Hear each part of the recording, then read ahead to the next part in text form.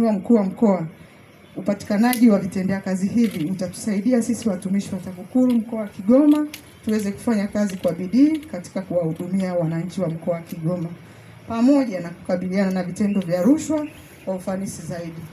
Mheshimiwa Mkuu wa Mkoa,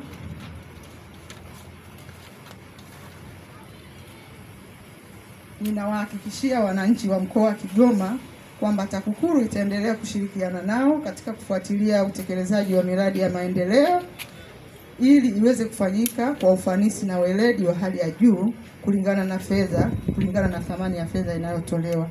Vile vile tutaendelea kutoa elimu ya madhara ya rushwa kwa wananchi wa mkoa wa Kigoma ili watambue na kujua haki zao.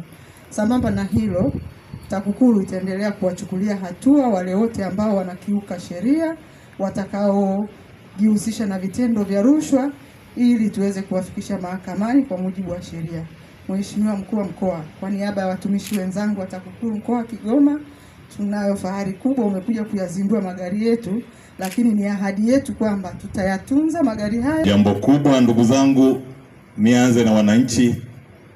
Wananchi tayari tumepata magari 6 mkoa wa Kigoma, kwa maana kwamba kila mkuu wa idara hii, kwa maana mkuu wa wilaya wa TAKUKURU atakuwa na usafiri. Kikubwa wananchi wa Kigoma tupeleke taarifa, na tupeleke taarifa sahihi, tusipeleke taarifa za kumuonea mtu.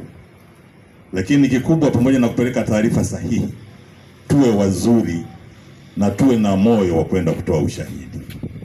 Kesi yoyote ni ushahidi. Ndugu zangu wana Kigoma, unaweza ukatoa taarifa vizuri TAKUKURU, lakini kama hakuna ushahidi, lakini kama hautakuwa tayari kwenda kutoa ushahidi, maana yake tutalaumu taasisi yetu bure kwamba haifanyi kazi.